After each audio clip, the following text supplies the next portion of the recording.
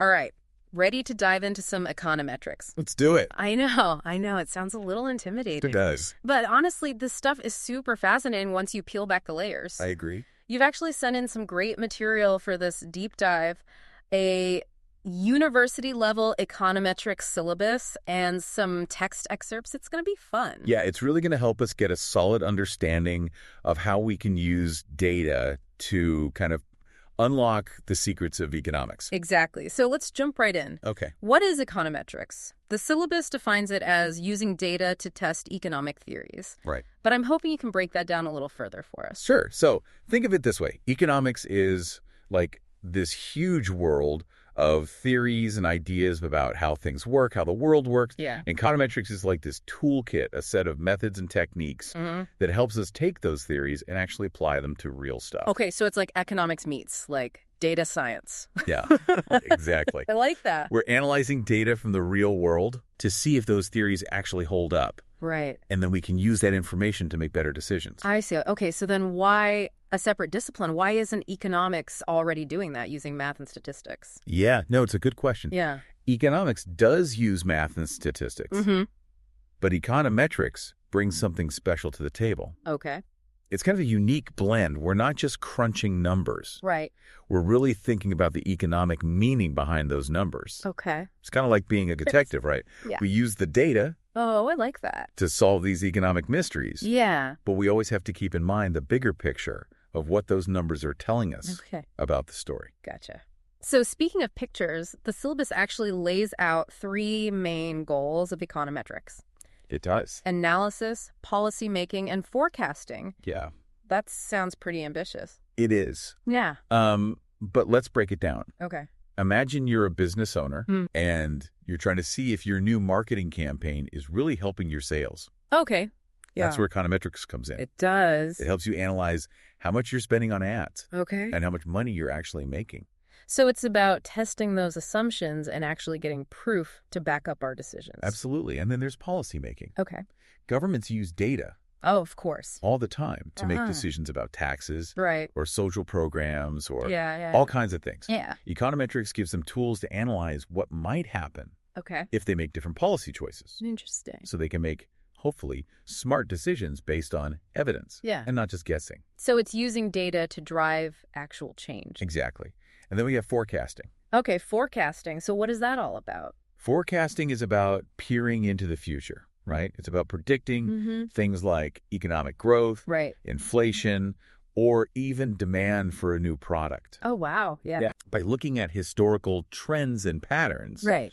econometrics can help us make predictions Interesting. about what might happen. So we've got analysis to understand the present, policy making to shape the future, Right. and forecasting to kind of peek into that future. Exactly. Econometrics is sounding really versatile. It is a pretty multifaceted field, Yeah. but the core of it is really about using data to check those economic theories Right. and use that to make better decisions.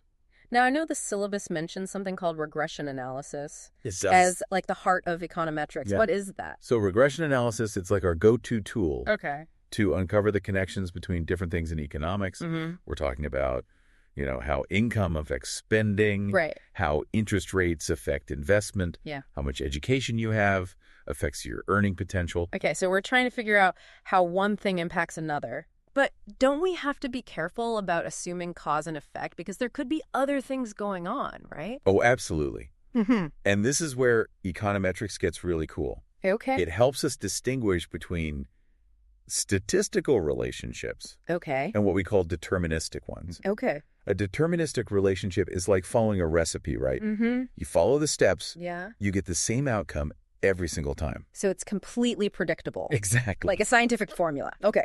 But in economics, things are usually way more complicated. There are Wow. what we call statistical relationships. Right. There's randomness, variability involved. Right. Think about baking bread. Yeah. You can follow the same recipe, Right. but tiny changes in the ingredients, Mhm. humidity, The oven temperature. all that stuff Yeah. can make the results a little different. That's a great analogy because most things in economics aren't perfectly predictable, are they? Yeah, they're more like baking bread than following a recipe. Okay. And econometrics gives us the tools to deal with all that complexity Okay. and find those meaningful insights. And you know what? That's a relief because the world doesn't always feel predictable. It definitely doesn't. Not at all. But that's what makes econometrics so important. Okay. It helps us understand that randomness and variability. This is making me look at data in a totally new way. I love that. But speaking of data, what about that saying correlation doesn't equal causation? Oh, yeah, that's a big one. Right. So how does econometrics deal with that? It's really important and often misunderstood. Okay. Just because two things are correlated, meaning they tend to move together, doesn't mean one is causing the other. Right. We might see that ice cream sales and crime rates are correlated. Okay. But that doesn't mean ice cream is causing people to commit crimes. Right. There could be something else. Right. Like the weather affecting both. Exactly. Yeah. Maybe hot weather makes people buy more ice cream and also be outside more. So there's more opportunities for crime. Okay. That's where economic theory comes in. It does. Econometrics can show us those correlations. Okay. But it doesn't tell us what is causing what. Gotcha. We have to use our understanding of economics and the context to figure that part out. So econometrics is like a powerful tool, like a detective tool. Yes. But it's up to the economist to solve the mystery. I love that analogy. It really is a team effort Okay. between the statistics and economic reasoning. All right. So we have the tools, we've got the data, we've got our detective hats on. We do. Now, how do we actually apply this? How do we take an economic theory and turn it into data analysis? Okay, well, the syllabus uses a really great example to show this. Okay. The Keynesian consumption function. Okay. It takes us through 4 steps Okay. of how economists do research. Oh, perfect. And it shows how you can take a theory, make it testable, and then analyze it using real data. I like it. Does that sound good? Yeah, let's break it down stage by stage. Okay, cool. Stage 1 is all about specifying the model. Okay. This is where we define exactly what we want to study, what variables are important, Okay. and what data we need Gotcha. to test it. Okay. So in the Keynesian example, we're looking at how income and consumption are related. Right. Income would be our independent variable. That's the thing that's doing the influencing. Okay. And consumption is the dependent variable, the thing being influenced. Okay. So then we need to figure out what kind of data we're going to use to actually measure those. Exactly. Do we want to look at data for individual households? Right. Do we want to look at national income data? Yeah. What time period are we interested in? So it's all about setting the stage, Right. making sure we're measuring the right things. Exactly. Okay. So what happens in stage 2? Stage 2 is where we get to estimate the model. Okay. This is where we use all those fancy statistical techniques and the data to find these numbers called coefficients Okay. that describe the relationship between our variables. So in our Keynesian example, we'd be trying to figure out how much consumption goes up for every extra dollar of income. You got it. We're trying to quantify that relationship. We're saying, okay, we think income influences how much people consume. Right. Now let's use data to figure out exactly how strong that influence is. I see. Okay. And in what direction. Okay. So we've defined the model. Right. We've estimated those relationships. Yeah. Now what? What's next? Stage 3 is all about checking our work, right? Evaluating those estimates. Right. We don't just take the numbers and say, okay, we're done. Right. We really scrutinize them. Okay. Make sure they make sense statistically, make sure they're meaningful in terms of economics, Okay. and that they actually support the theory we're testing. So it's like quality control for our results. Exactly. Yeah. This is where econometricians use something called hypothesis testing to see if the evidence backs up what we're saying. Right. Because we don't want to make decisions based on, bad evidence. Exactly. Okay. So are we done then? Is that all 4 stages? Almost. Okay. Stage 4 is evaluating the forecasting power Oh. Okay. of our model. Okay. We want to know, Yeah. can our model, based on what we've seen in the past, predict what's going to happen in the future? So this is where we actually see if it can be used in the real world. Exactly. For things like consumer spending or even economic growth. Right. And if it can't predict the future, Yeah. it's not really that useful for making decisions. This is all incredibly helpful, this step-by-step breakdown. Okay. It makes it so clear Good. how we can actually use this for real-world problems. I'm glad to hear that. But we've been talking about a pretty simple model. We have. Just 2 variables. Yeah. Income and consumption. Right. What about when things get more complicated? That's where things get even more fun. Do they? They do. Yeah. In the real world, Yeah. Things are rarely that simple. Right. There are usually lots of factors Oh, yeah. influencing an outcome. Okay. That's where multiple regression comes in. Okay. So instead of just income and spending, Right. we might consider things like wealth, Yeah. family size, Exactly. interest rates, consumer confidence. All of those things Yeah. and more. Okay, but wouldn't that make things way more complicated? It does. It definitely adds complexity. Right. But it also makes our models more accurate, Okay. more insightful. So more variables equals more challenges. For sure. And that's what we'll start looking at Ooh. in the next part of our deep dive. Cliffhanger.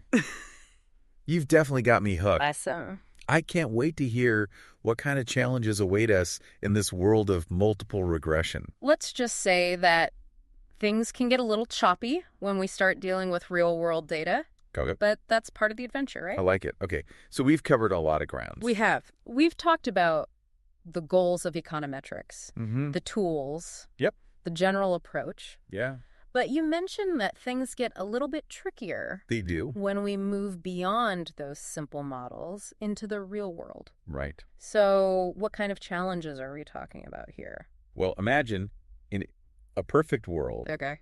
our data would be perfect, our models would be perfect, Right. and all of our results would be perfectly clear. Hmm. But in the real world, Yeah. things are rarely that simple. Yeah, I'm getting that sense. Right. So what are some of those things, what are some of those curveballs that we might encounter? One common challenge is something called heteroscedasticity. Heteroscedasticity. Okay, Yeah. I'm going to have to practice saying that one. It's a mouthful. But what does it mean? It basically means that our data isn't as consistent as we'd like it to be. Okay. Remember how we talked about statistical relationships? Yeah. Where there's this randomness and variability. Right, like baking bread. Exactly. Yeah. Well, sometimes that variability Yeah. isn't the same across all the values of our variables. Okay, can you give me an example? Sure. Let's go back to income and savings. Okay.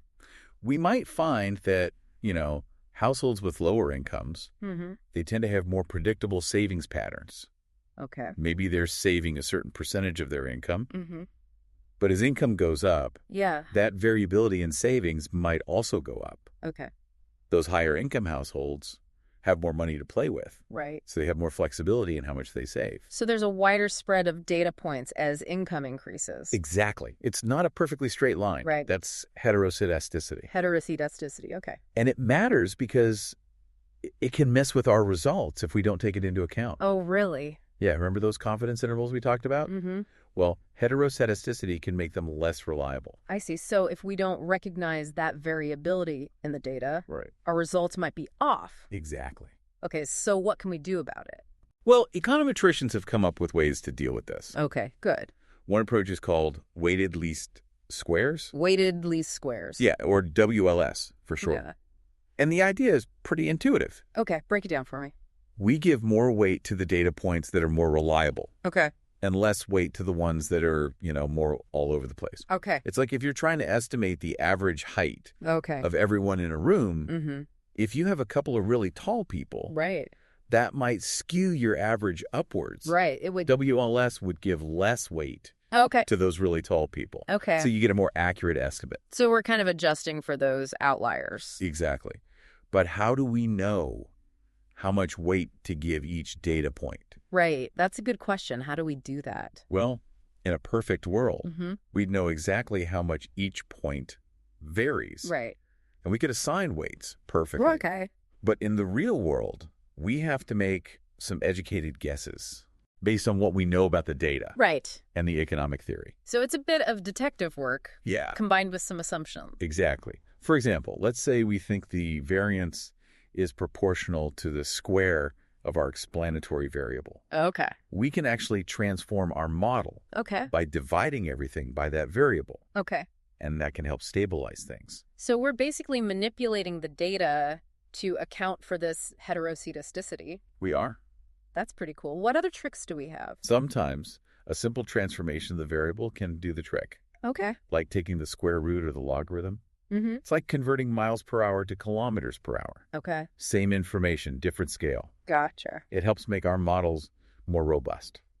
So we have different tools for different situations. Exactly. It seems like econometrics is all about being flexible and adapting. It is. It's not a one-size-fits-all. Definitely not. We have to understand the data choose the right tools, and make smart decisions about how to handle those real-world issues. Yeah, you got it. Sometimes, though, the best solution is to do nothing at all. Really? Do Yeah. nothing? When would we ever do that? It sounds counterintuitive, It does. but hear me out. Okay. Heteroscedasticity doesn't always ruin our results. Okay. If it's mild and we have a large sample size, Mm-hmm. our estimates might still be okay. So it's a judgment call. Exactly. We always have to weigh the pros and cons. Okay. Sometimes fixing the heteroscedasticity can actually make things worse. Right. So sometimes the cure is worse than the disease. Exactly. This is making me realize just how complex econometric analysis can be. It's straight. It's not just plugging numbers into a formula. Right. We have to understand the data, choose the right tools, Yeah, and make smart decisions about how to handle these real-world challenges. you got it. Okay, so we've talked about heteroscedasticity. We have. Now, what about multicollinearity? That was the one where our variables are too closely related, right? Right. And remember how we talked about how dropping a variable to deal with it could actually create bias? Yes. Can you explain that a little more? Sure.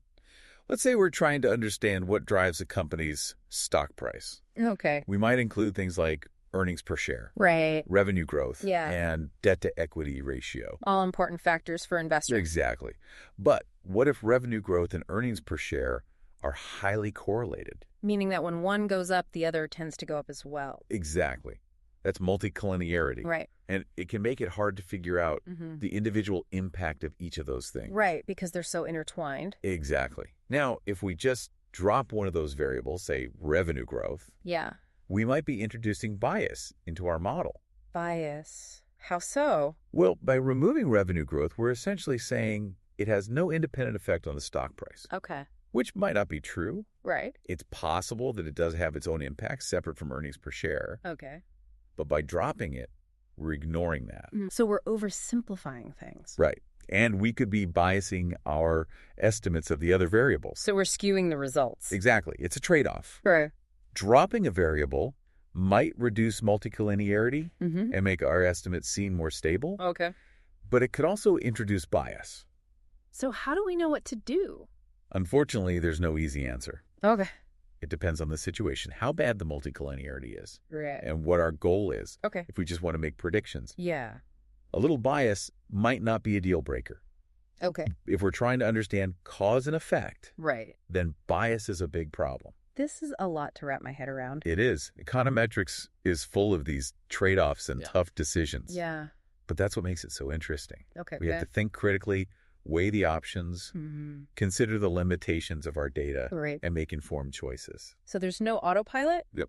It's all about using your brain. Absolutely. Yeah. And that's why having a solid understanding of the economic theory is crucial. Okay. It helps us make sense of the numbers Yeah. and not jump to conclusions. Right. That might not be right. Okay, so we know that dropping a variable isn't always the best solution. Right. What are some other ways we can deal with multicollinearity? Well, one approach is to combine different types of data. Okay. We can use cross-sectional data, Okay. which looks at different things at a single point in time, Right. and time series data, Mm-hmm. which tracks things over time Okay. and put them together. We're pooling the data. Exactly. Pooling the data. How does that help with multicollinearity? Let's say we're studying education and income. Okay. If we only look at data from one point in time, Mm-hmm. we might find a strong correlation, Right.